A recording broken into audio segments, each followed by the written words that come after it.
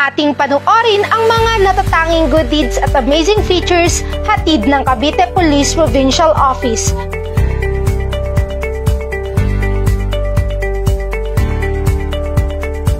Nitong ika-5 ng Oktubre, nagsagawa ang Carmona PNP ng livelihood activity kaugnay sa Project Kaakibat na kung saan sila ay nagturo kung paano magkaroon ng pagkakakitaan sa pamamagitan ng paggawa ng dishwashing liquid sa mga residente ng Barangay Kabilang Baybay, Carmona City, Cavite. Samantala, nitong ika-8 ng Oktubre, ang personahe ng Tourist Police Unit ng Cavite, PPO, ay nagbigay ng tulong sa isang turistang nagkaroon ng problema sa makina ng kanyang sasakyan.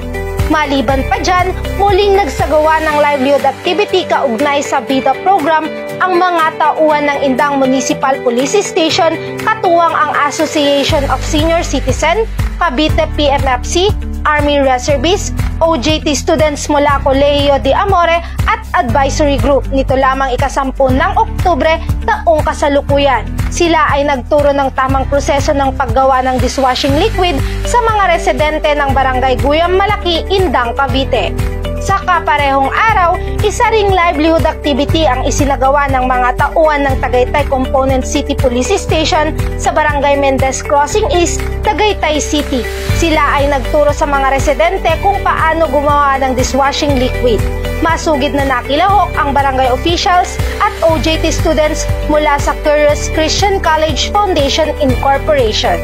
Bukod pa dyan, nito lamang ika-13 ng Oktubre nakiisa ang Tanza Municipal Police Station sa dental mission na inisyatibo ng GBI-ACPPI International Makabayan at 2021 Buklod Bisig Foundation Incorporation. Nakatanggap ang mga estudyante mula Gregorio Foas Elementary School at residente mula Barangay Kalibuyo, Tanza, Cavite ng libreng konsulta sa ngipin, libreng bunot at libreng mga gamot. At nasaksihan nga natin ang iba't iba at katangi-tanging good deeds at amazing features handog ng mababait at magigiting nating kapulisan ng Cavite Police Provincial Office sa pamumuno ng masigasig at butihing Provincial Director, Police Colonel Eleuterio M. Ricardo Jr. Tunay ngang ang mga ganitong gawain ay nagsisilbing magandang halimbawa ng pagkakaroon ng positibong epekto sa lipunan at sa relasyon ng mga otoridad at mamamayan.